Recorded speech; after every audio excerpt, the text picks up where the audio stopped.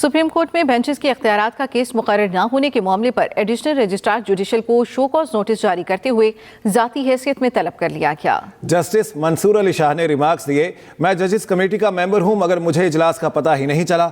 मजीद बताएंगे जहांजेब अब्बासी। आईनी और रेगुलर बेंचेस के इख्तियार समात का केस क्यों मुकर्रर नहीं हुआ, supreme court Barham. Additional registrar judicial को तौहीन अदालत का शोकाज नोटिस जारी, जाती हैसियत में वजाहत तलब कर ली गई।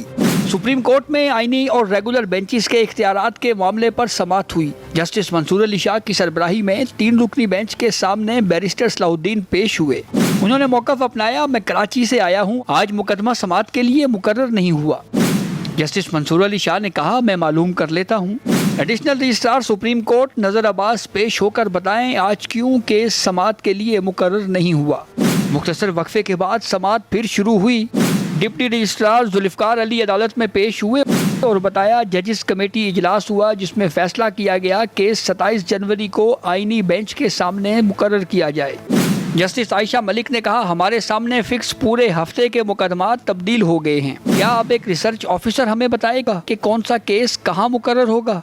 जस्टिस मंसूर अली शाह ने कहा, केस हमारी अदालत में फिक्स करने के अलावा किसी दूसरी अदालत में भी फिक्स नहीं किया गया, ये तो पूरा केस ही गायब कर दिया गया। अदालत ने कमेटी के मीटिंग मिनट्स देने की हिदायत के साथ समाअत मुलतवी कर दी। Jahanzeb Abbasi, express news, Islamabad.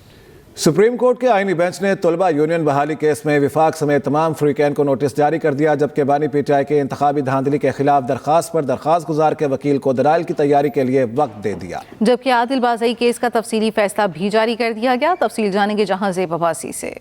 Justice Aminuddin Khan की सरबराही में 6 रुकनी आईनी बेंच ने तलबा यूनियन बहाली केस की समाअत की। जस्टिस अमीनुद्दीन खान ने कहा, स्टूडेंट्स यूनियन एक नर्सरी है, इन्हीं लोगों ने बाद में मुल्क की बागडोर संभालना होती है। जस्टिस मुसर्रत हिलाली ने रिमार्क्स दिए, बच्चों को पढ़ने दें, इन्हें सियासत में क्यों डाल रहे हैं, हमारे मुल्क में सियासत जारहाना है। अदालत ने फरीकैन को नोटिस जारी करते हुए समाअत मुलतवी कर दी। आईनी बेंच ने मुबैना धांधली के खिलाफ केस में एडवोकेट हामिद खान को तैयारी के लिए वक्त दे दिया। जस्टिस जमाल खान मंदोखेल ने कहा, क्या खैबर पख्तूनख्वा से बलूचिस्तान तक सारा इलेक्शन ही गलत था।